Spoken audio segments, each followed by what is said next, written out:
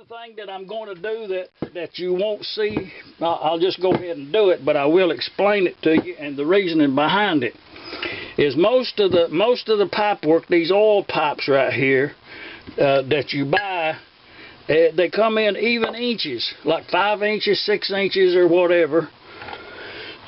And you need, in order for that oiler to come out level with the top of the engine so it don't get broke off, you need a 1/2 inch. Well, also these threads in these cylinders sometimes are, let's say they're on their last leg, meaning if you take something in a couple of 3 more times, that thread will be gone. So you want to secure that thread at all cost. And the cylinder that's in the engine, this one was in storage over there, so it does have primer in there. But the cylinder that's in the baling wire engine, I did run a tap in there and clean the threads out before I installed it. So what I'll do is I will use I'm going to use this Permatex today, the hardening type. The number 1, I'll coat that good, and I'll take a screwdriver and coat that down in yonder good, but not to where I have excess and stop the hole up. But what I'll do is I'll Permatex that really good, and then I'll take a long socket and a ratchet, and then I'll tighten that up, secure it really good. That will be good and tight, meaning that will be a permanent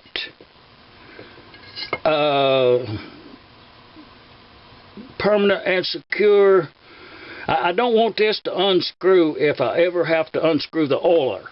So I want this to be the tightest and most secured fitting down here, and then when I put the other pipe in here, I will use the gasola here because it usually lets go first. So, but if I do this, I gain the 1/2 inch distance that I need to make the oiler pipe to come out level. Also, I'm protecting the threads that's in here, and if I ever needed to remove this cylinder, it's just a matter of getting a little bigger ratchet and getting it out of there. No harm will come to the cylinder. It's only it's to the good. Just a little shop tip here that we're going. I do this on all of my engines, or the most of them. Another thing that I'll show you to have a little to add a shop tip to the baling wire series is I took an engine apart the other day, and it had these brass.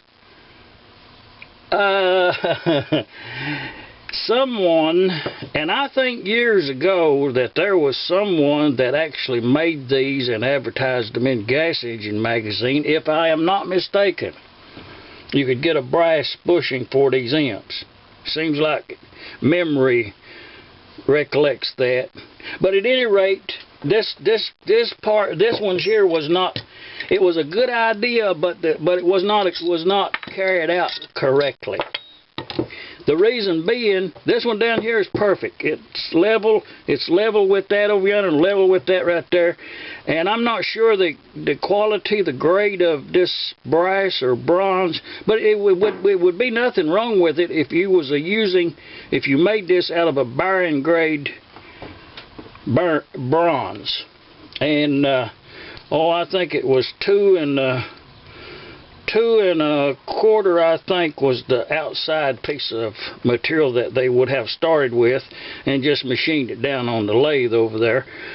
But where they went wrong is this one here that goes in this side or this side. They're identical. And what they done is when they cut them half in two, the gap was too big. They cut too big a gap in there, and so when you bolt all of this together and put the shims in there, it cannot tighten this part up. In order for it to tighten up, you would have to put a shim in the rod cap, the distance to make that come out level.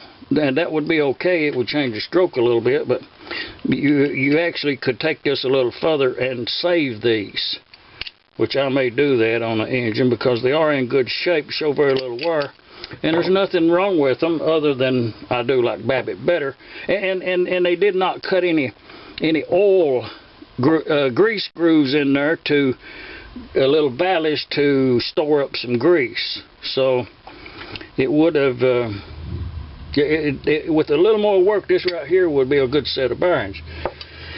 Something else that I may bring to your attention is when you putting these bearings together, the cross piece and the circle, you want them to be on opposite ends of the cap. Like when you put that together, down there is that cross piece, and up yonder is that cross groove I'm talking about. You don't want them to be on the same part. Just helps in the greasing. And these don't have any hole in the outside of them nowhere because the grease comes from the center of the crankshaft, remember.